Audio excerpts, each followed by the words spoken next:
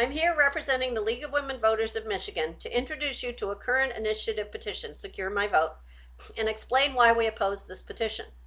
The League is a nonpartisan organization. We don't support or oppose candidates or political parties. We use positions we've developed at the local, state, or national level to advocate for or against an issue. In 2018, the League of Women Voters and other organizations supported a ballot proposal that amended the Michigan Constitution to make voting more convenient. 67% of the voters supported it, and there was no organized opposition. The Secure My Vote petition seems to be a response to the belief that there was widespread voter fraud in the 2020 election. Over 250 audits, numerous court cases, and a Republican-led state Senate oversight committee all concluded that the 2020 election was safe and secure. Over 340,000 ballot signatures are needed to certify the petition. That's just 4% of those who voted for the governor in 2018. Once the signatures are verified, the legislature can vote to enact the law or put it on the next general election ballot. If enacted, the governor cannot veto this law. This petition is destined to be enacted as law. It will never be on a ballot. Here are provisions that might impact you and why the League of Women Voters is opposed to it. It requires partial Social Security numbers when registering to vote. That's only needed now if the person registering lacks a driver's license or state ID. It defines acceptable forms of photo ID. A voter without a photo ID at the polls would be given an ID-only provisional ballot. Voters applying for an absentee ballot, even through the mail, would have to include their driver's license or state ID number or the last 4 digits of their Social Security number. It's unnecessary and a potential for identity theft. And it prohibits election officials from sending or providing absentee applications unless asked. Right now, you can get an absentee ballot application on the Secretary of State or a clerk's website, and no identifying numbers are required, just the year of birth.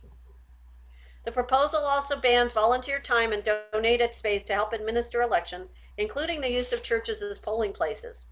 It allocates $3 million for just 1 year to provide free photo ID for those who declare a need.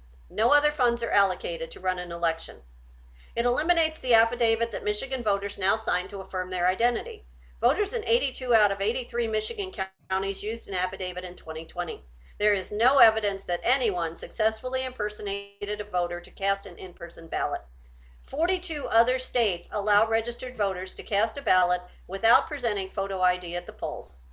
Under this proposal, if you have no photo ID, you must complete a provisional ballot and go to your clerk's office within 6 days to verify your identity, or your vote won't count. Limited hours and location of the clerk's office might make that impossible. This proposal eliminates outside funding for election administration, so the over 1,500 clerks would lose access to much needed funds to run their local elections. By requiring any funds received to go through a legislative process before being dispensed to the Secretary of State and local clerks, there could be long delays in fund distribution. By banning volunteer time and in-kind contributions, local election clerks won't have the resources they need to conduct elections. It might even prohibit things like local leagues' voter registration drives.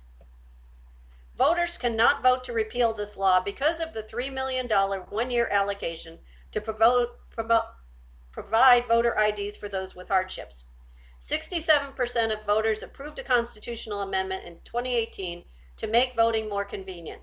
Don't allow this petition to minimize the benefits achieved through that process. What can you do? Don't sign the petition and tell others not to sign it and why.